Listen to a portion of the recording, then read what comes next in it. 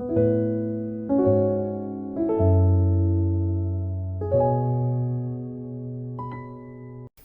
다 같이 경건한 마음으로 하나님 앞에 예배를 드리겠습니다.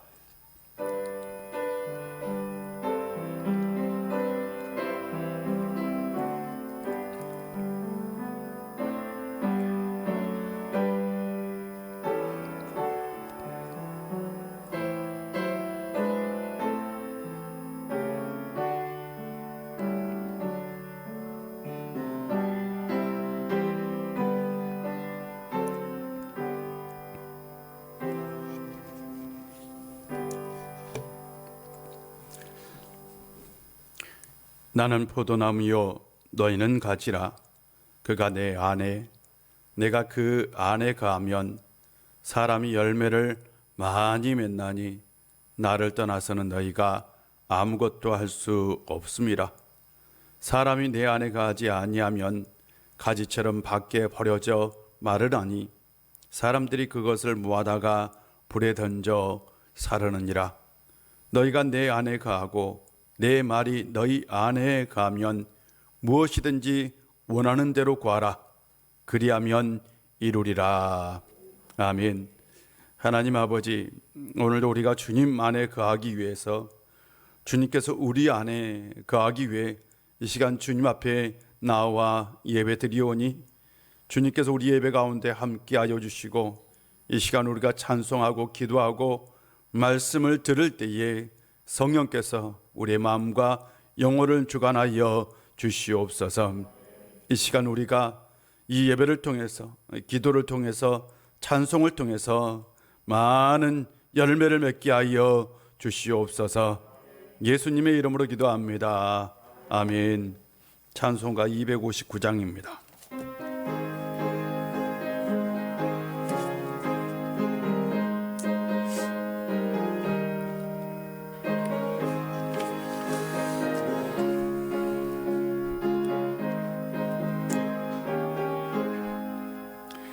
예수 십자가에 흘린 피로써 그대는 씻기어 있는가? 더러운 죄 이겨가는 능력을 그대는 참으지 않은가? 예수의 보혈로 그대는 씻기어 있는가? 마음속에 여러 가지 죄악이 깨끗이 씻기어 있는가?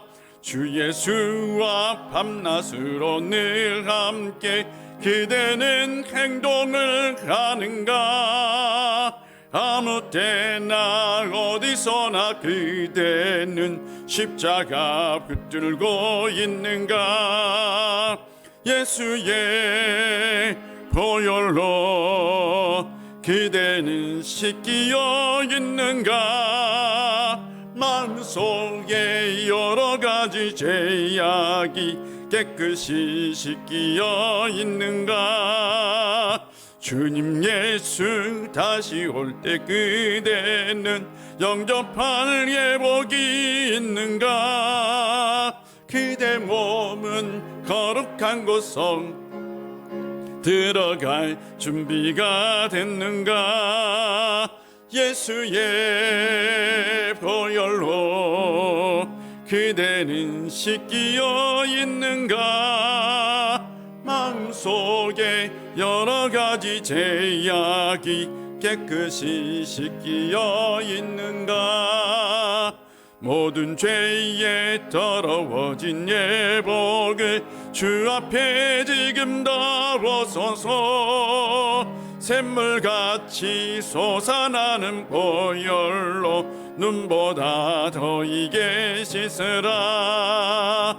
예수의 보혈로 그대는 씻기어 있는가? 마음속에 여러 가지 죄악이 깨끗이 씻기어 있는가? 아멘. 오늘 우리에게 주신 하나님의 말씀은 마가복음 2장입니다. 마가복음 2장 13절부터 17절까지입니다. 마가복음 2장 13절부터 17절까지입니다. 우리 한 절씩 교독하도록 하겠습니다. 예수께서 다시 바닷가에 나아가심에 큰 무리가 나왔거늘 예수께서 그들을 가르치시니라.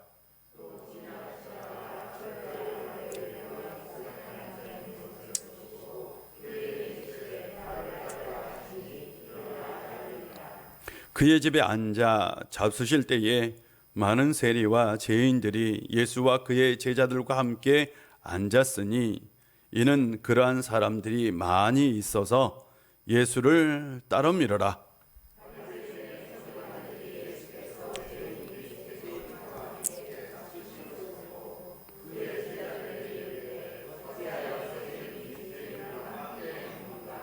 다 같이 읽겠습니다. 예수께서 들으시고 그들에게 이르시되 건강한 자에게는 의사가 쓸데없고 병든 자에게라야 쓸데있느니라. 나는 의인을 부르러 온 것이 아니요 죄인을 부르러 왔노라 하시니라. 아멘. 주의 이름으로 축복합니다. 오늘도 하나님께서 여러분 가운데 함께해 주시고 우리의 기도에 반드시 응답해 주실 줄로 믿습니다. 잔잔한 호수가 있어요. 아주 잔잔합니다. 그런데 혹시 그 잔잔한 호수에 돌을 던져본 적 있어요? 아마 있을 겁니다. 돌을 던지면 어때요? 이렇게 파도가 원으로 쫙 퍼지죠. 그렇잖아요. 우리는 어떤 것을 좋아할까요? 잔잔한 호수를 좋아할까요? 아니면 물결이 있는 호수를 좋아할까요? 잔잔한 호수를 좋아할 겁니다. 우리의 삶은 어떤 모양일까요? 잔잔한 호수일까요? 아니면 물결치는 호수일까요? 저는 아마 우리의 삶을 말하라면 물결치는 호수는 아닐까라는 생각을 합니다. 저도 어렸을 때에 이 저수지가 있었어요. 그래서 저수지에 다시 이렇게 친구들하고 돌 던지는 그런 것들 참 많이 했었는데요. 어느 날은 이게 정말 잔잔합니다. 얼마나 잔잔하냐면 꼭 얼어있는 것처럼 잔잔할 때가 있어요. 그런 날도 있어요. 그럴 때에 돌을 하나 던지면 와, 신기하게 파도가요 이렇게 원모양으로 쫙 퍼져나가는 게 얼마나 보기 좋은지 몰라요. 그래서 그런 날은 꼭 친구들하고 뭐래요? 돌을 던져요. 그런 날은 돌을 던지는데 제가 잔잔한 호수에 돌을 던진 그런 적이 있어요. 실제로. 아니 그러니까 호수에도 돌을 던졌지만 어떤 상태에서 그런 상황 가운데 돌을 던진 것 같은 기분이 들 때가 있었습니다. 제가 부임하고 나서 얼마 안 돼서요. 제가 마태복음 6장 14절 15절 말씀을 가지고 설교를 했어요. 그 설교가 본문이 이래요. 아직 안 찾아도 돼요. 너희가 사람의 잘못을 용서하면 너희 하늘 아버지께서도 너희 잘못을 용서하시려니와 너희가 사람의 잘못을 용서하지 아니하면 너희 아버지께서도 너희 잘못을 용서하지 아니하시리라 라는 말씀이에요. 이 말씀이 용서에 대한 말씀이에요. 제가 그날 설교를 하면서 용서라는 게 참 쉽지 않는 것이다. 참 어려운 게 용서다. 그래서 세 가지를 말씀을 드렸어요. 첫 번째, 용서는 삶의 긴 과정이다. 예수님께서 70번씩 7번, 우리는 몇 번에 초점을 두죠. 그런데 이건 실은 시간일 수 있어요. 그렇잖아요. 긴 시간 가운데 이루어지는 게 용서예요. 두 번째로는 용서는 나를 치유하는 과정이다. 실은 상대를 치유하는 것이 아니라 내 삶, 내가 상처받은 것을 치유하는 과정이다 라는 말씀을 나누었고요. 세 번째로는 천국의 과업이다. 이게 맞아요? 그렇지 않나요? 용서는 어떤 학자는 용서가 사랑보다 더 어려운 게 용서다 라는 얘기를 합니다. 실은 용서가 쉽지 않아요. 그리고 나서 이제 용서를 설교를 하고 났어요. 내려왔어요. 그런데 어떤 우리 성도님이 저에게 이렇게 말씀하시는 거예요. 목사님, 질문이 있습니다. 오늘 목사님 설교에 제가 의문을 제기하려고 합니다. 목사님, 아니 어떻게 회개가 없이 용서가 가능합니까? 그렇게 말씀을 하세요. 저도 순간 굉장히 당황했어요. 그러니까 그분이 가지고 있는 어떤 용서에 대한 생각에 어떻게 보면 내가 잔잔한 호수 같은 그 마음에 내가 돌을 하나 던졌구나 라는 거죠. 그래서 제가 좀 설명을 했어요. 죄송합니다. 제가 길게는 설명할 수 없어서 그래서 짧게 설명을 했어요. 우리는 굉장히 큰 이미 예수 그리스도의 십자가의 은총으로 이미 용서라는 그 전제 가운데 있다. 전제. 예수님께서 이미 만들어 놓았다. 용서라는 거대한 것을 맞죠. 그리고 나서 우리가 회개를 하는 건 그 안에서 우리의 삶을 치유한 과정이다 라는 식으로 설명을 해드렸어요. 그런데 이분은 절대로 회개 없이는 용서가 안 된다. 하나님도 반드시 우리가 회개할 때만 용서를 하신다 라는 말씀을 하시는 거예요. 그래서 제가 네, 알겠습니다. 저도 그렇게 충분히 이해하겠습니다 라고 얘기를 마쳤던 기억이 있어요. 그런데 곰곰이 한번 다시 용서에 대해서 생각해 보면 그렇잖아요. 만약 하나님의 용서라는 것이 우리의 행위에 의해서 결정되는 것이라면, 즉 우리가 회개하고 우리가 진정 참여하고 그래서 용서를 받는 것이라면 예수님의 십자가가 무슨 의미가 있겠습니까? 예수님께서 왜 십자가에서 죽으셨나요? 우리를 이미 대속하는 그 넓은 용서를 우리에게 주셨고, 그리고 나서 우리가 회개하는 건 그 안에서 우리의 삶을 어떻게 해요? 만들어 나가는 과정 가운데 있는 거죠. 만약 회개만 하면 용서가 된다, 하나님으로부터 용서를 받는다, 예수님께서 십자가를 지실 필요가 전혀 없는 거죠. 그러지 않겠어요? 물론 용서가 어렵지만, 그러나 이 용서라는 것은 잘못, 다른 말로 표현하면 죄와 깊은 연관성이 있는 겁니다. 우리가 죄의 문제를 어떻게 생각할 것인가? 이거예요. 여러분, 죄라는 게 있어요. 이 죄의 문제를 우리 인간이 해결할 수 있는 문제냐라는 거예요. 해결할 수 없어요. 죄의 본질은 절대로 인간 스스로가 해결할 수 없어요. 내가 하나님 앞에 죄를 용서를 구합니다. 이미 예수님께서 우리를 위하여 대속의 은혜를 만들어 놓았기 때문에 우리가 그 안에서 용서를 받고 어떻게 해요? 구원을 얻을 수 있는 거죠. 저는 그런 우리의 신앙의, 기독교 신앙의 체계가 그것이라고 반드시 믿습니다. 예수님께서 중풍병자를 만났어요. 중풍병자가 지붕을 뜯고 달려 내려왔어요. 그런데 예수님께서 그 사람을 향해 말씀하셨어요. 내 죄 사함 받았느니라. 오늘 본문에 보면 이 중풍병자가 주님에게 제재를 구합니다. 제가 지금까지 살아온 이런 인생을 살았는데 제가 잘못 살았습니다. 저를 용서해 주십시오 라고 어떤 사죄의 간청을 드렸다라는 게 있어요, 없어요? 없어요. 그런데 예수님께서 이 사람을 향해 뭐라고 선포했어요? 네 죄가 사함을 받았다라고 예수님께서 이미 선포하셨어요. 예수님에게는 그런 능력이 있을 뿐만 아니라 예수님께서는 이렇게 표현하셨어요. 인자가 죄를 사하는 권세를 가지고 있다라고 말씀하셨어요. 인간의 죄를 해결하기 위해서 오셨다라는 말씀이기도 합니다. 예수님이 하나님의 아들이기 때문에 이 세상의 죄의 문제를 해결할 수 있어요, 없어요? 있는 거예요. 예수님께서 하나님의 아들이시기 때문에 인간의 죄의 문제를 해결할 수 있고, 우리는 그 안에서 죄사함의 은총, 즉 용서를 받은 거죠. 맞아요. 여러분에게 그 용서의 경험이 다 있습니까? 우리는 우리의 아무 공로 없이 이미 용서의 거대한 틀 안에서 우리는 살고 있는 겁니다. 예수님께서 이 세상에 있는 죄의 문제를 해결하기 위해서 하나님의 아들로 이 세상에 오신 거죠. 중요한 건 죄라는 겁니다. 죄는 어떤 걸까요?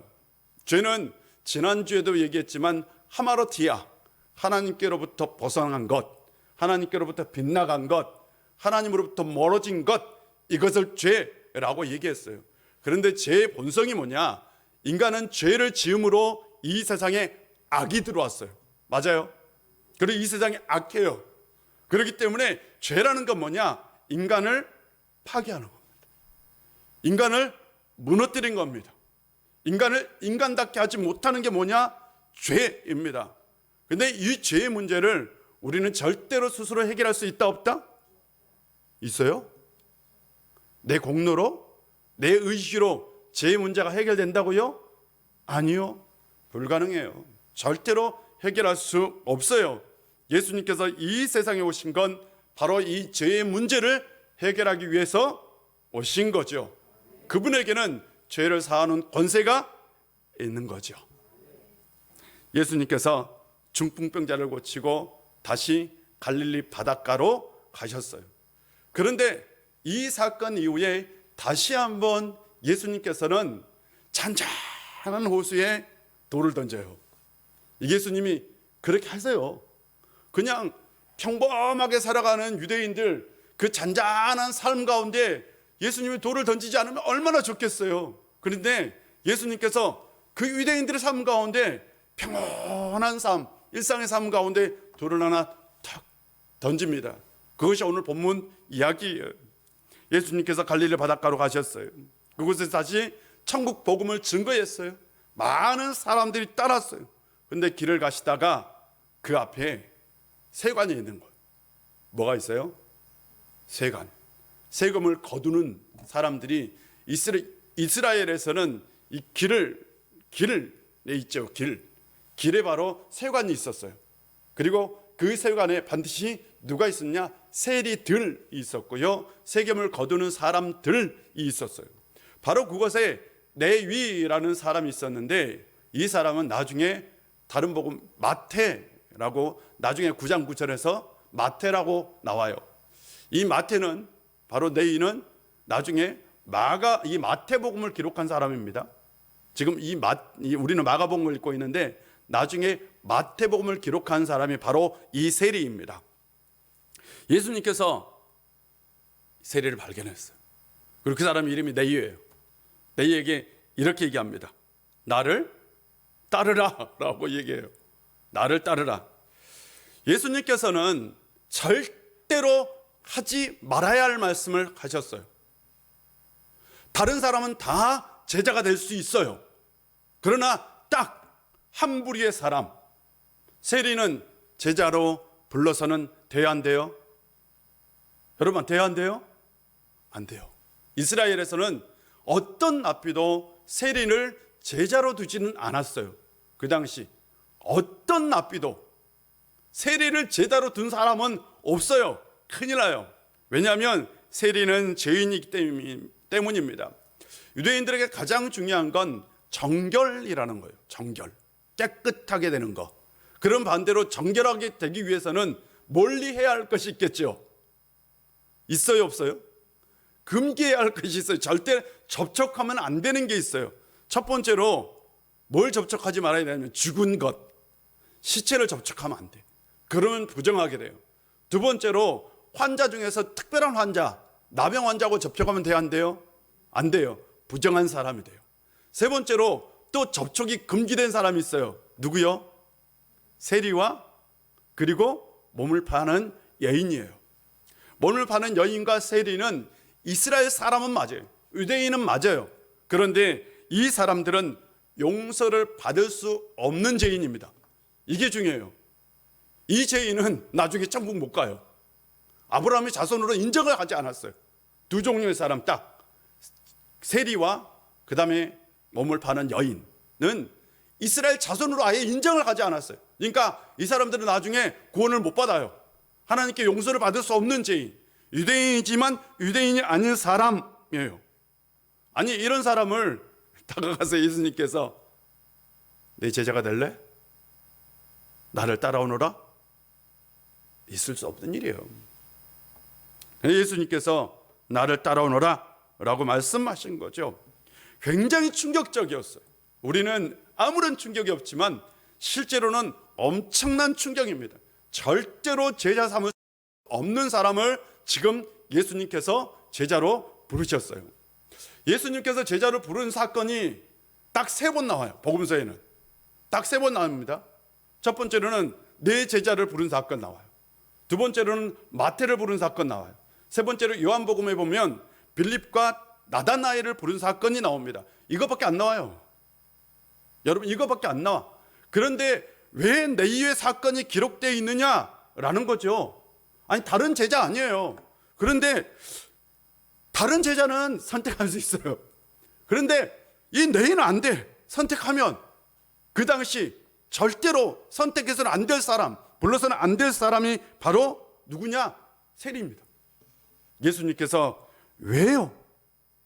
왜 세리를 부르셨을까요? 하는 거죠. 물론 예수님께서 부르신 기준과 세상 사람들의 기준은 분명히 다릅니다. 우리 같았다면 어떤 사람을 선택할까요? 맞아, 우리가 주님이라면 똑똑한 사람 맞아요? 머리가 좋은 사람 맞아요? 맞아요? 그래도 최소한 죄는 없는 사람 맞아요? 다른 말로 표현하면 흠이 없는 사람. 아니 이래야 되지 않아요? 또 어떤 사람 최소한 아니 그래도요. 그래도 뭔가 좀 잘못 있어. 그러면 최소한 평판은 좋은 사람. 저는 여러분이 다 평판이 좋은 줄 믿습니다. 늘 기독교인은 평판이 좋아야 돼요. 맞죠? 저는 그렇게 믿어요. 교회도요. 지역사회에서 뭐가 좋아야 돼요? 평판이 좋아야 돼요. 그래야 교회가 좋은 교회입니다. 우리 교회 이렇게 제가 시장도 가보고 사람들에게 물어보면 우유교회 어떤 교회라 그래요? 좋은 교회라고 얘기해요. 아 몰라요? 박권사님 맞죠? 진짜예요. 우유교회 좋은 교회라고 얘기해요. 우리 교회 정말 평판이 어떤 교회예요? 좋은 교회예요. 계속해서 평판을 좋은 교회로 만들어 갑시다. 저는 우리 우유교회가 참 좋은 교회다 뿐만 아니라 야 정말 기도 잘하는 교회다 라는 평판도 있었으면 좋겠고, 야 다음 세대 사역을 정말 잘하는 교회다 라는 평판도 있었으면 좋겠고, 야 예배가 정말 은혜로운 교회다 라는 평판도 있었으면 좋겠고, 사람들이 참 따뜻하고 친절해. 이건 아멘 해야 되는데. 우유교회 가면 사람들이 다 친절하고 참 내 가족처럼 참 잘해줘 라는 그런 평판이 있는 교회가 되었으면 좋겠어요. 그런데 우리는 실은 어떤 사람을 선택할 때에 가장 중요한 게 뭐예요? 그런 거잖아요. 평판이 좋은 사람, 머리가 똑똑한 사람, 뭔가 인정받은 사람, 죄가 없는 사람, 이런 사람을 선택합니다. 그런데 내이는 평판이 좋아요, 안 좋아요? 아니 솔직히 말해서 내이가 평판이 좋아, 안 좋아요? 안 좋아요. 내이가 무슨 평판이 좋아요? 저 사람 세일이지, 저 사람 죄인이야, 저 사람 아브라함의 후손도 아니야, 저 사람 나쁜 사람이야. 그 당시 왜 세리가 이렇게 평판이 좋지 않았느냐, 그래서 나중에 이스라엘 사람들에게 이렇게 죄인 취급을 받았느냐, 간단합니다. 세금을 너무나 과하게 거두었어요. 그러니까 로마에서 할당한 세금이 있었는데 보통 그거의 2배, 3배를 할당해서 거둬요. 로마 정부에서 참 신기하게 그럴 자율권을 줬어요, 또 세리들에게. 그래서 그냥 1을 받아야 되는데 2도 받고 3도 받고. 그니 사람들이 좋아해요, 안 좋아해요? 안 좋아해요. 그래서 실은 유대민족의 적대적인 사람들이 누구냐? 바로 세리로 취급을 당했어요. 그러니까 평판이 안 좋아요. 그런데 예수님께서 어떻게 했어요? 세리를 선택했어요. 이해할 수 없어요. 이해가 됩니까? 이해가 안 돼요. 우리의 생각, 우리의 사고로는 이해할 수 없어요. 우리의 선택의 기준과는 너무나 달라요. 주님의 선택의 기준과는. 그런데 우리는 참 신기합니다. 우리는 이 세상에서 우리는 분명히 차별을 받고 살아요, 안 살아요? 여러분 차별을 받지 않나요? 차별을 받지 않는구나. 우리는 내가 알게 모르게 이 세상의 차별 속에 살아갑니다. 어떤 식으로든 차별을 받습니다. 성별의 차별이 있어요, 없어요? 성별의 차별이 있습니다. 남자, 여자의 차별이 분명히 존재합니다. 제가 젠더 이슈가 요즘 워낙 민감해서 더 이상 얘기하지 않겠습니다. 두 번째로는 인종 차별이 있어요. 있어요, 없어요? 없다고요? 학력 차별 있어요, 없어요? 있어요. 우리는 신기하게 학력 차별을 받아요. 그러면서 불구하고 학력 차별이 있어야 된다고 얘기하는 사람이에요. 왜? 우리는 이렇게 얘기합니다. 이왕이면 좋은 대학 나온 사람이 더 인정을 받고 좋은 대학 나온 사람이 더 잘 살아야 된다. 은연중에 우리는 그런 생각을 가지고 있어요, 없어요? 없구나. 우리 교인들은 참 좋은 교인들을 믿습니다. 학력 차별이 있어요. 지위의 차별, 소유의 차별, 직업의 차별, 나이의 차별, 우리는 그런 차별을 경험하고 살아갑니다. 그런데 그 이스라엘에서 가장 큰 차별은 뭐냐? 이스라엘에서 가장 큰 차별은 이 사람이 죄인이냐 아니냐라는 차별이에요. 이스라엘에서 가장 큰 차별입니다. 다른 어떤 차별보다 더 커요. 이게 이 사람이 정말 죄인이냐 아니냐라는 거예요. 이 사람이 하나님의 은혜를 받을 수 있느냐 없느냐라는 차별이 분명히 그 시대에 존재했어요, 안 했어요? 했어요. 그리고 실제적으로 레위는 그런 차별의 대상이었어요. 그런데 예수님께서 지금 레위에게 다가갔어요. 사람들이 다 손가락질해요. 저 사람 나쁜 사람이다. 저 사람은 절대로 예수님의 제자가 될 수 없는 사람이다. 그런데 다가가서 뭐라고 얘기해요? 나를 따라오너라. 내가 너를 제자 삼겠다 라고 말씀하십니다. 예수님의 말씀 속에는 차별이 없어요. 그러지 않아요? 예수님의 부름 속에는 차별이 있어요, 없어요? 없어요. 예수님은 내일을 통해서 내일 같은 사람도, 사람들에게 평판이 좋지 않는 사람도 예수님의 제자가 될 수 있다는 것을 보여주고 있는 거죠. 네이가 사회적인 지탄의 대상이 되었어요.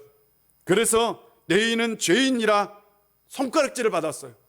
그렇다면 질문해 볼 필요가 있는 거죠. 아니 정말 우리는 질문해 봐야 돼요. 네이만 죄인인가요? 여러분, 네이만 죄인입니까? 네이만 손가락질을 받아야 합니까? 아니잖아요. 예수님이 보시기에 전 네이가 사람들로 하여금 죄인 취급을 받고 있는데 과연 네이만 죄인인가? 라는 의문을 제기해 주는 거예요. 그렇지 않습니까? 야, 네이만 죄인이냐? 라는 거예요. 그래? 네이만 죄인이다고? 나는 그 죄인을 부르러 왔다 라는 말씀을 나중에 하시죠. 그러지 않겠습니까? 예수님께서는 분명히 차별 속에서 정말 차별이 없게끔 제자를 부르셨다. 네이 같은 사람도 불렀다라는 거죠. 이런 말로 표현하셨어요. 사람들의 평판이 좋지 않은 네이도 불렀다라는 거죠. 사랑하는 성도 여러분, 예수님이 우리를 구원하실 때에 차별이 있었어요? 여러분, 차별이 있었어요? 예수님의 구원에는 차별이 없어요. 하나님의 은혜에 차별이 있어요, 없어요? 없어요. 저는 분명히 여러분에게 선포합니다. 하나님의 은혜에는 차별이 없어요. 하나님의 용서에도 차별이 없어요. 하나님의 구원에도 차별이 없어요. 그런데 왜 사람들은 차별이 있다라고 말하는 거죠? 절대 차별이 없습니다. 어떤 사람이든 누구든지 예수님을 영접하는 사람은 다 구원을 받을 수 있고 하나님의 자녀가 될 수 있는 거죠. 이 믿음을 가지고 우리는 살아야 합니다. 우리가 구원을 받는데 차별이 없었다면 우리가 이 세상에서 살아갈 때에도 최소한 교회 안에서도 우리는 차별을 만들면 될까 안 될까요? 안 되는 거죠.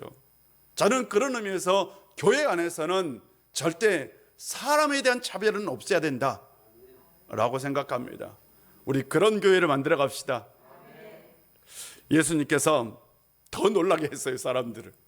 세리를 부르는 것까지는 이해할 수 있어요. 그런데 예수님께서 아마 이렇게 말씀하신 것 같아요. 네이에게 딱 부르고 난 다음에 내 제자가 될 수 있겠니? 네, 제가 따르겠습니다. 아, 그래? 그럼 말이야, 내가 오늘 너희 집에 들어가서 식사를 같이 해야 되겠다. 그런데 너뿐만 아니라 너희의 종로를 다 초대하고 싶다. 어떻게 하겠니? 물어본 거예요. 너희가 당연히 예스, 네, 그렇게 하겠습니다. 그래서 그날 너희 집에 예수님 플러스 제자들 플러스 그리고 너희의 동료들, 세상 사람들이 말하는 죄인들이 다 한테 어우러져 뭘 하고 있었어요? 식사를 했어요. 공동 식사를 한 거죠. 예수님께서 이 너희와 식사, 이 죄인들과 식사를 할 때에 이 공동 식사는 한 끼의 배고픔을 해결하기 위한 식사가 절대 아닙니다. 그런 의미의 식사가 절대 아니에요. 그냥 배고파서 먹는 식사가 아니라 이 식사를 통해서 예수님은 그 제자들과 진짜 하나가 될 수 있음을 보여준 거죠. 맞아요.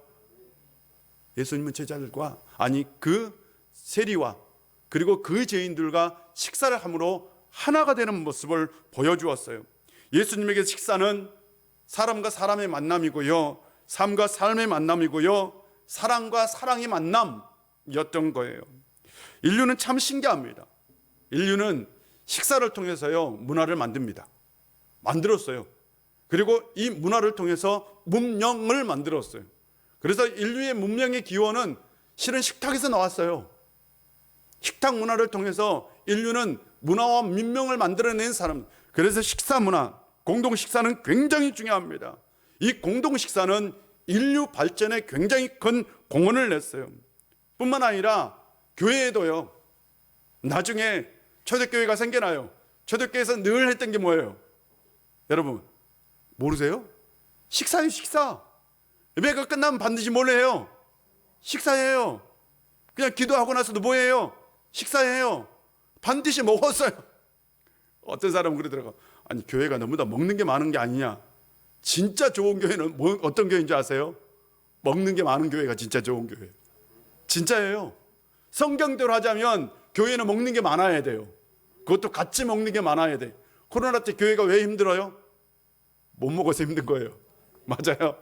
같이 못 먹어서 힘들어요. 지금 우리가 같이 먹을 수 있는 기회가 사라졌어요. 근데 먹는다는 게 뭐예요? 그냥 한 끼 배고파서 아이고 예배 끝났으니까 배고파 죽겠네, 이게 아니잖아. 뭐예요? 사랑도 나누고 정도 나누고 얘기도 하고 교제하고 대화하고, 그걸 통해서 어떻게 해요? 관계가 더욱더 깊어지는 거죠. 여러분 교회처럼 자주 만나는 사람이 이 세상에 어디 있어요? 같은 직장 동료 다음으로 많이 만난 사람이 교인이에요. 교인은 교회 다니면 형제보다 더 자주 봐. 맞아요? 자녀보다 더 자주 봐. 맞지요? 자녀보다 더 자주 본다니까요. 이게 교인들이에요. 얼마나 가까운 존재인지 몰라요. 근데 이 가까움을 유지하는 게 뭐였어요? 식사예요. 근데 우리 그 식사가 어떻게 됐어요? 사라졌어요. 어떤 의미에서 빨리 밥 먹었으면 좋겠어요. 아니 그래요. 교회가 예수님께서 절대로 근데 식사를 하지 말아야 할 대상이 있었어요. 누구요? 세리라니까요. 그 당시 유대인들이 세리와는 식사를 하면 된다 안 된다? 안 돼요. 절대로. 근데 예수님께서 야 내가 오늘 너희 집에 들어가서 식사를 좀 해야 되겠어. 세리들 다 불러. 이랬던 거예요. 세리들 다 불러라. 얼마나 좋았겠어요. 마태는 기분이 좋았을 것 같아요. 다 오라고, 막 친구들 다 오라고, 세리들 다 오라고, 다 와서 식사했어요. 그날 식사를 하는데 누가 봤어요? 바리새인들이 본 거예요. 바리새인 중에 서기관, 율법을 연구하는 학자들입니다. 그걸 율법의 잣대로 본 거예요. 이렇게 율법의 잣대로 보니까 아 저거 잘못됐는데, 저건 죄인데 라는 거예요. 저건 지금 율법을 어기는 건데 라는 거예요. 이거 율법을 어기는 거예요. 잘못된 거예요. 그래서 제자들을 불렀어요. 제자들은 따집니다. 야 어찌하여 세리들과 죄인들과 함께 그것도 어울려서 식사를 할 수 있겠느냐. 야 너희 스승 지금 죄를, 율법을 범하고 있는 것이다 라는 것처럼 얘기를 한 거죠. 자신들의 기준으로 도저히 용납할 수 없었던 거예요. 율법의 기준이라는 그 잣대로 예수님을 바라보았어요. 그리고 나서 예수님이 잘못했다라고 얘기한 거죠. 제자들이 예수님께 가서 주님께서 식사하는 거 저 바리새인들이 잘못됐다고 하는데요, 어떻게 하면 좋습니까? 라고 얘기를 했죠. 그래서 그 유명한 대답이 나오죠. 오늘 대답은 엄청난 유명한 대답이죠. 건강한 자에게는 의사가 쓸 데 있어요, 없어요? 없어요. 그러나 누구에게는 쓸 데가 있어요? 병든 자에게 의사가 쓸 데 있는 거죠. 예수님께서 말씀하십니다. 나는 의인을 부르러 온 것이 아니다. 나는 누구를 부르러 왔다? 죄인을 부르러 왔다라는 겁니다. 여기서 의인과 죄인은, 예수님께서 말씀하신 의인과 죄인은 절대적인 의인, 절대적인 죄인을 얘기하진 않아요. 무슨 말씀인지 알겠죠? 예수님께서 우리가 지금 구원을 받고 우리는 의롭다 칭함을 얻었어요, 이런 상태의 의인을 얘기하지 않아요. 이거 아닙니다. 그런 의미의 죄인도 아니고 그런 의미의 의인도 아니에요. 예수님께서 말씀하신 것은 지금 스스로 의롭다고 여기는 그 의인입니다. 스스로 나는 죄인입니다 라고 말하고 있는 그 죄인입니다. 나는 스스로 의롭다고 여기는 그 죄인을 부르러 온 것이 아니라 나는 스스로 죄인입니다, 나는 구원받을 수 없는 사람입니다 라는 그 사람을 부르러 왔다 라고 말씀하고 있습니다. 예수님께서 이 세상에 오시는 건 제가 말씀드렸어요. 죄의 문제를 해결하기 위해서 왔죠. 다른 말로 표현하면 죄인을 부르러 온 거죠. 죄인의 문제를 해결해 주시려고 온 거죠. 그런 의미에서 죄인을 부르러 온 거죠. 예수님께서는 죄인을 부르러 왔습니다. 그러므로 의인에게는 의사가 필요 없어요. 예수님에게 필요 없어요. 예수님이 필요 없어요. 그러나 죄인에게만 예수님이 필요합니다. 우리는 물어야 합니다. 나는 의인일까요? 나는 죄인일까요? 다른 말로 표현하면 이겁니다. 나는 예수님을 필요로 할까요? 아니면 예수님을 필요로 하지 않을까요? 입니다. 어떤 사람은 예수님을 필요하지 않다 의인입니다. 무슨 말인지 알겠죠? 나 예수님 필요 없어 라고 말하는 사람 어떤 사람이라고요? 의인. 나는 예수님이 필요합니다, 내 인생 가운데 오시옵소서 라고 말하는 사람 어떤 사람? 죄인입니다. 나는 죄사함이 필요합니다 라고 고백한 사람은 어떤 사람이에요? 죄인이잖아요. 나는 죄사함이 필요 없어요 라고 말하는 사람은 의인이잖아요. 그렇지 않습니까? 나는 구원의 은총이 필요합니다, 죄인입니다.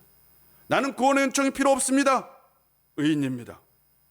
사랑하는 성도 여러분, 여러분은 어떤 사람입니까? 나는 누구일까요? 나는 죄인일까요? 나는 의인일까요? 다른 말로 표현하면 이건 나는 예수님을 필요로 할까요? 나는 예수님을 필요로 하지 않을까요? 입니다. 이것이 바로 의인과 죄인을 가르는 기준입니다. 우리가 생각하는 윤리적이고 도덕적인 기준이 아니라 예수님을 필요로 하느냐, 예수님을 필요로 하지 않느냐에 따라 의인과 죄인이 어때요? 나눠지는 거예요. 다시 말씀드립니다. 예수님을 필요로 하는 사람은 죄인이고 예수님을 필요로 하지 않는 사람은 뭐라고요? 의인이에요. 예수님은 그런 의인에게는 가지 않는 거죠. 예수님은 죄인을 부르러 왔습니다. 그날 레위 집에 놀라운 일이 일어났겠죠. 그러지 않겠어요? 주님께서 그 집에 들어가셨어요. 같이 식사하고 말씀을 선포하고 틀림없이 아픈 사람 있으면 고쳐주고 치유하고 그 안에서 그 세리들이 가지고 있었던 그 무거운 짐들, 나는 죄인이라는 그 아픈 짐들 있어요, 없어요? 늘 사람들에게 그 눌려있던 무거운 마음들, 그 마음들이 그날 다 어떻게 해요? 치유됐을 겁니다. 저는 그날 내 집에 기적의 역사가 일어났다고 믿습니다. 여러분의 삶 가운데도 예수님이 함께 하시면, 예수님이 여러분의 삶 가운데 동행하시면, 정말 예수님이 여러분의 인생 가운데 살아 역사하시면 반드시 여러분의 삶 가운데 기적이 일어나고 뿐만 아니라 여러분의 마음의 상처와 인생의 상처들이 다 회복되고 치유될 줄로 믿습니다. 중요한 건 예수님을 필요로 하느냐 필요로 하지 않느냐 그 싸움인 거죠. 늘 인생 가운데 예수님의 그 필요하심을 느끼고 살아가는 성도님들이 되시기를 주의 이름으로 축복합니다. 기도하겠습니다. 아버지 하나님, 오늘도 우리 가운데 함께 해주시고 은혜 주셔서 참 감사합니다. 우리는 죄인입니다. 우리는 예수님을 필요로 합니다. 늘 우리의 삶 가운데 함께 하여 주시고 우리의 삶 가운데 역사하여 우리의 삶 가운데 주님을 통해서 기적의 역사가 있게 하여 주시옵소서. 아버지 하나님, 오늘도 우리가 간절히 주님 앞에 부르짖을 겁니다. 삶 가운데 응답하여 주시고 역사하여 주옵소서. 예수님의 이름으로 기도합니다. 아멘. 찬송가 261장입니다.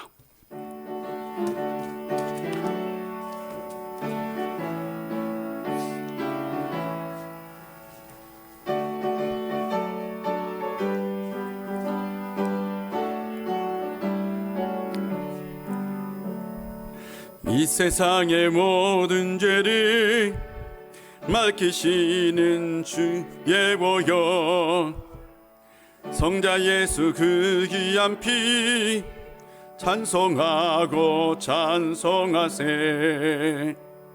주님 앞에 못 떠나 길을 꼭 헤맬 때에 나의 뒤를 따라오사 친히 구원하셨도다. 흰 눈보다도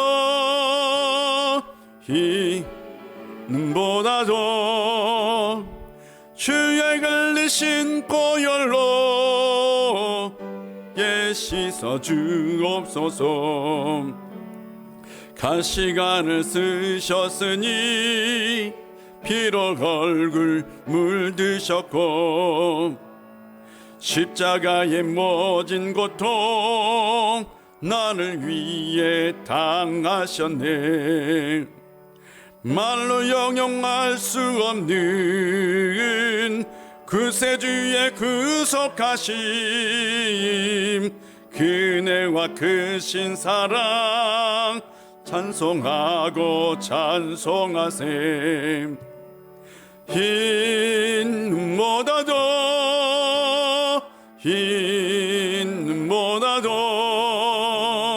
주의 흘리신 보혈로 희게 씻어 주옵소서. 아버지를 멀리 떠나 바른 길을 저버리고 여러 가지 제약으로 주홍같이 되었으니 물 같은 것 가지고는 씻을 수가 아주 없네. 주여 귀한 보배 피로 날 정결케 하옵소서. 흰 눈보다도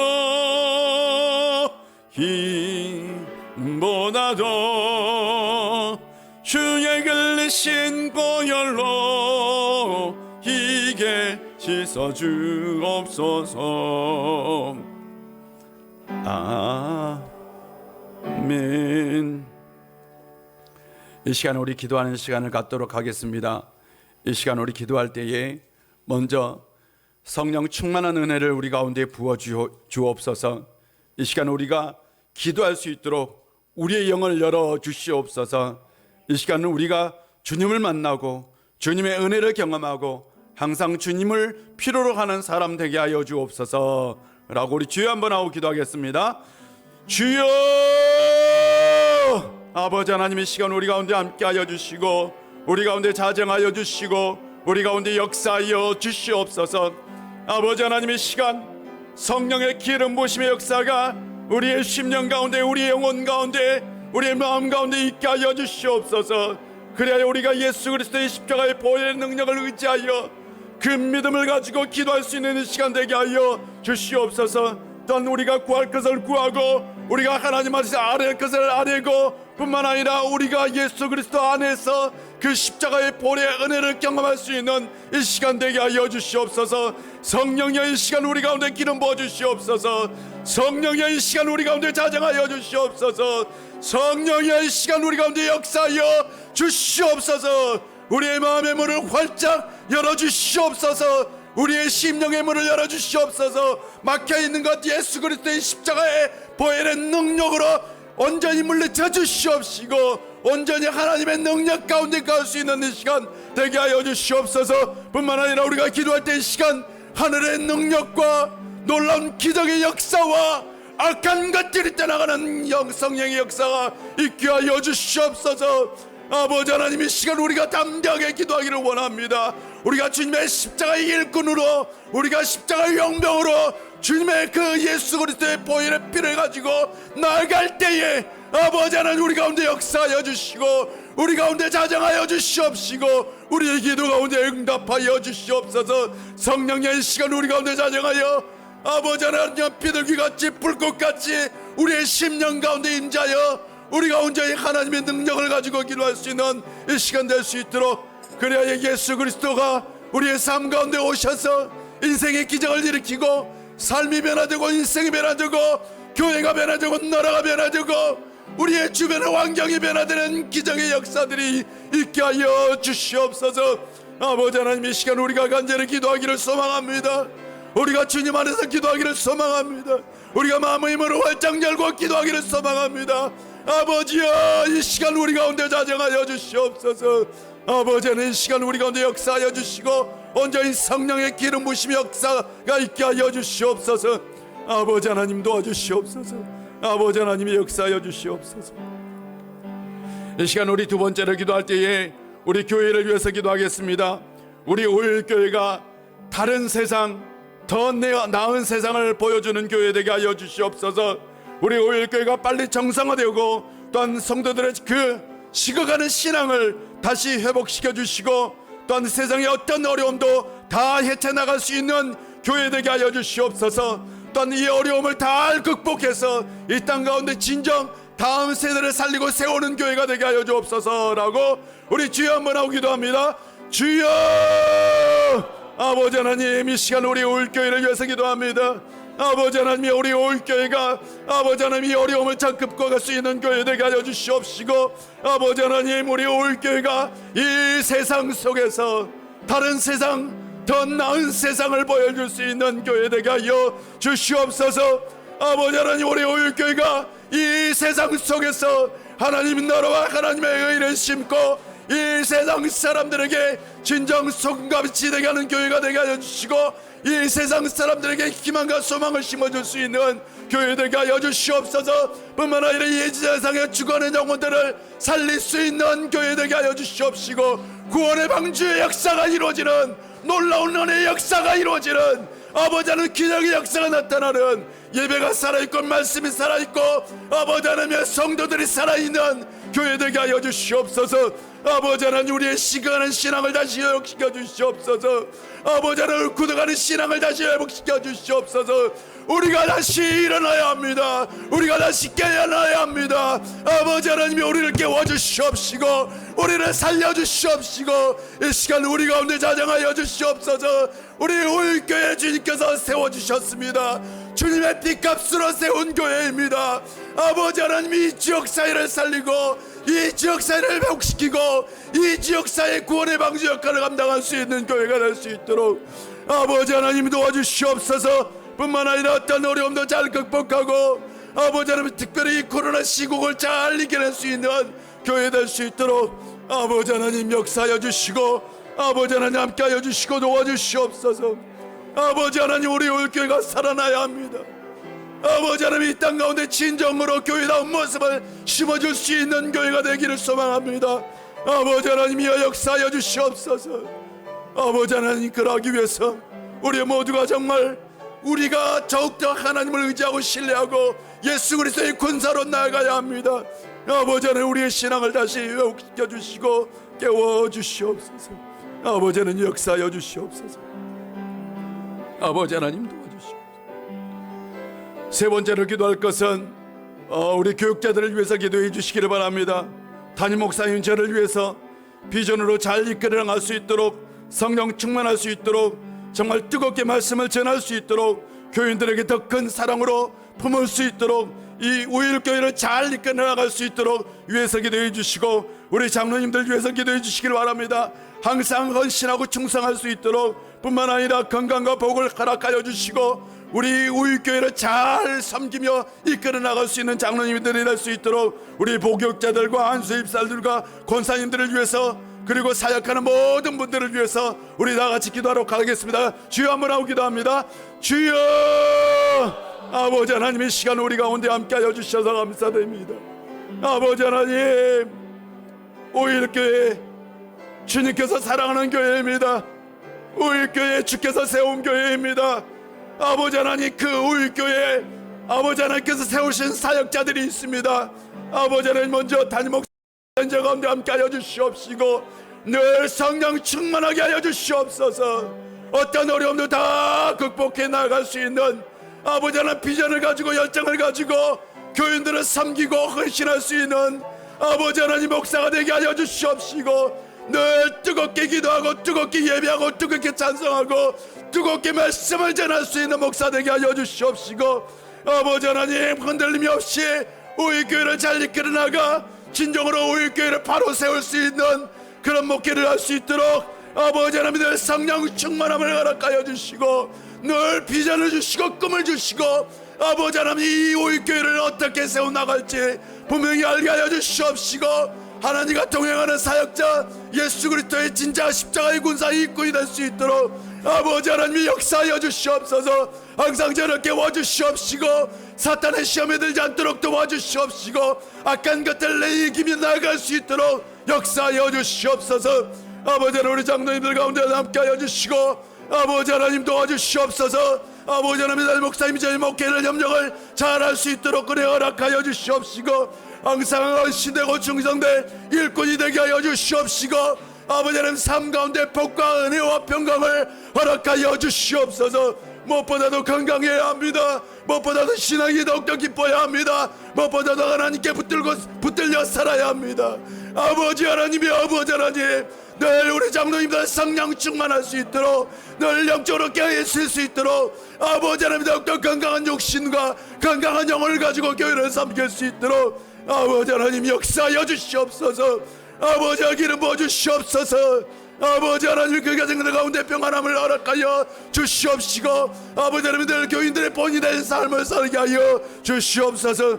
아버지 하나님, 우리 부격자들과 안수 집사님들, 권사님들, 그리고 우리 교회를 섬기는 모든 종들 가운데 함께하여 주시옵소서. 아버지 하나님, 교회를 세워나는 일꾼들입니다. 아버지 하나님, 늘 영적으로 충만하고 아버지 하나님께 있어 기도하게 하여 주시옵시고, 정말 신앙의 본이 될 수 있도록 도와주시옵시고, 아버지 하나님 늘 성령의 사람으로 살아갈 수 있는 우리를 깨워주시옵소서. 아버지 하나님, 이 시간 자정하여 우리를 깨워주시옵소서. 우리가 먼저 깨어나야 합니다. 우리가 먼저 영적인 사람이 되어야 합니다. 우리가 먼저 주님 앞에서 깨어있어야 합니다. 아버지 하나님이여, 아버지 하나님 말씀으로 깨워주시고, 늘 성령 충만한 역사가 있게 하여 주시옵시고, 늘 성령의 사람으로 살게 하여 주시옵시고, 늘 천국의 소망을 가지고 살아갈 수 있는 은혜를 허락하여 주시옵소서. 아버지 하나님 도와주시고, 아버지 하나님께서 우리를 깨워주시고 역사하여 주시옵소서. 아버지 하나님, 아버지 하나님, 아버지 하나님 함께하여 주시고, 이 시간 우리 교회 학교를 위해서 기도합시다. 교회 학교 다시 후의 역사 있게 하여 주시옵소서. 교회 학교 교사들과 교육자들 가운데 다시 한번 열정을 부어 주시옵소서. 우리 학생들이 영적으로 변화되고 삶이 변화되고 그 인생이 변화될 수 있는 그런 교회가 되게 하여 주시옵소서. 아이들의 삶과 영혼을 잘 관리할 수 있는 교회 되게 하여 주시옵소서라고, 아이들을 사랑하고 섬기고 또 아이들을 살리고 아이들을 세울 수 있는 교회가 될 수 있도록 우리 이 시간 다시 한번 주여 한번 하고 기도하겠습니다. 주여, 아버지 하나님, 우리 교회 학교를 위해서 기도합니다. 우리 교회가 2년 동안 다음 세대를 살리고 교회라는 그 비전을 가지고 나아가 우리가 언제 교회 학교 학생들을 섬기며 그들을 위해서 헌신하려고 아버지 하나님 있었습니다. 아버지 하나님, 그러나 코로나19로 인하여 교회학교가 심각한 타격을 입고 교회학교가 무너지는 상황 가운데 처리하게 되었습니다. 아버지 하나님이 다시 회복되는 역사 있게 하여 주시옵소서. 다시 부흥하는 역사 있게 하여 주시옵소서. 교육자들 깨워주시고 교육자들 가운데 지혜를 허락하여 주시고 교사들 가운데 열정을 심어주시고 교사들이 다시 일어나게 하여 주시옵시고 학생들이 다시 회복되는 기적의 역사 있게 하여 주시고 그 부모들의 마음이 변화되게 하여 주시옵시고 성령이여 그리하여 우리 교회가 다음 세대를 다시 일으키고 다음 세대를 복시키고 다음 세대가 살아나는 교회 되게 하여 주시옵소서. 아버지 하나님, 학생들이 우리 우일교회를 통해서 인생의 꿈과 비전을 발견하고 그들의 삶이 건강해지고 그의 육신이 건강해지고 그의 영혼이 건강해지는 기적의 역사들이 매일마다 있게 하여 주시옵시고 아버지 하나님, 아이들의 인생이 변화되어야 합니다. 아이들의 삶이 변화되어야 합니다. 복음으로 예수 그리스도의 십자가의 보혈의 능력으로 교사들의 기도와 신으로 학생들이 변화되는 기적의 역사가 반드시 있게 하여 주시옵소서. 아버지 하나님 도와주시옵소서. 아버지 하나님 함께 하여 주시옵소서. 역사해 주시옵소서. 아버지 하나님, 우리 마지막으로 우리 한국교회를 위해서 기도합시다. 한국교회가 다시 교회다움을 회복해서 이 땅 가운데 빛과 소금의 역할을 감당할 수 있는, 그래서 사람들에게 희망을 주는 교회 되게 하여 주시옵소서. 또한 낮은 자, 약한 자, 연약한 자, 소외된 자의 이웃이 될 수 있는 교회가 되게 하여 주시옵소서 라고 기도해 주시고 우리나라를 위해서도 기도하겠습니다. 우리나라가 이 코로나 시국을 잘 극복할 수 있도록, 이런 총체적인 위기를 잘 극복할 수 있는 정부와 또한 이 나라가 될 수 있도록, 그리고 이 나라 민족이 다시 한번 하나님으로부터 크게 쓰임받을 수 있도록 우리 다시 한번 한국교회와 이 나라를 위해서 주여 한번 하고 기도하겠습니다. 주여! 아버지 하나님, 한국교회가 참으로 어려운 시기 가운데 있습니다. 절망적인 시기 가운데 있습니다. 아버지 하나님, 날마다 교인들의 숫자가 들어가고 날마다 교회의 영향력은 상실해가고 날마다 교회에 대한 부정적인 시각은 높아져 가고 있습니다. 아버지 하나님, 이럴 때 다시 한번 복음을 열고 나아갈 수 있는 교회, 교회다움을 회복할 수 있는 교회, 이 땅 가운데 진정 진리의 역사를 심을 수 있는 교회, 이 세상 속에서 다른 세상 하나님의 나라를 보여줄 수 있는 한국교회가 되게 하여 주시옵시고, 한국교회가 다시 낮은 자, 연약한 자, 사회적으로 소외되는 자들의 친구가 되게 하여 주시옵시고 정의를 향해 나아갈 수 있고, 아버지 하나님, 이 땅 가운데 진정 하나님의 나라와 하나님의 의를 심을 수 있는 한국교회 되게 하여 주시옵소서. 그래 이 세상 사람들에게 빛과 소망이 되게 하여 주시고 이 세상 사람들에게 진정 하나님 나라가 무엇인지 보여줄 수 있는 한국교회가 되게 하여 주시옵소서. 아버지 하나님, 이 나라를 위해서도 기도합니다. 아버지 하나님, 이 나라가 마지막 때에 진정 선교적 사명을 감당하는 마지막까지 복음을 증가할 수 있는 이 민족이 될 수 있도록, 영적인 나라가 될 수 있도록 아버지 하나님 역사하여 주시옵시고, 뿐만 아니라 이 코로나 시국을 잘 극복하고 헤쳐나갈 수 있는 이 나라 되게 하여 주시옵소서. 이 정부 가운데도 함께해 주시옵시고 이런 어려움들을 잘 극복해서 국민들에게 더욱더 희망과 소망을 줄 수 있는 나라가 되게 하여 주시옵소서.